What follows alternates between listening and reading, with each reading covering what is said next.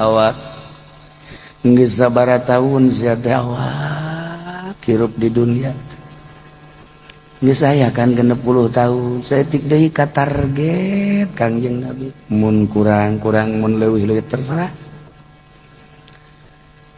Geus loba babaturan sia awak anu geus barali ka alam barzah. Jadi gagah-gagah ge tetep bae sia teh bakal bae tetep bae. Gajeun kukumaha ge eta teh pasti jas. Aju ieu kuarina sia awak. Kuduna makan geus lantip ibadah ka Gusti Allah umur sakieu.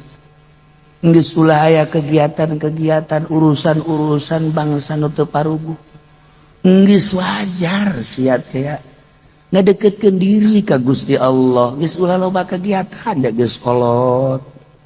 Meureun dahar sanajan teu puasa ge nya etika pake ulah jukrem-jekrem teuing nya geus kolot ieu. Geus atur meureun waktu teh jam 7 jam 8 ka masjid salat duha. Terus kabelah dieuna meureun mantep salat duha teh meureun sajuz bae mah maca Quran atau maca sholawat pantes awak sia kos kitu tah. Engke terus berjamaah memeh zuhur teh minimal saparapat jam deui ka jam 12 geus aya di masjid kadanan sajam deui mah atau setengah jam pantes ya awak. Kitu kene asar kumaha magrib setengah jam deui saparapat jam deui geus aya di masjid ku pantes ya awak.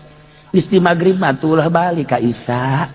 Tungguan naon mantak naon dimaca-maca sholawat atau zikir maca Quran sia mah geus kolot ulah ibrag-ibragan cara nu ngarora. Geus beres salat isya, geus beres witirna karak sia balik ka imah, geus ulah loba omong brek langsung sare. Jeung geus kolot ieu maksudna engke jam 1 hudang deui. Eta bae ngamalkeun ayat suci Al-Qur'an wa minal laili fatahajjad bihi nafilatan laka asa. Nah, geus itu ulah ngan sakadar dongengna bae ieu teh tahajud teh 2 rakaat atau 4 rakaat. Tuh, induk sare deui saeutik sare deui ke hudang-hudang subuh. Kitu sia awak pantes lamun kos kitu jaga kolot.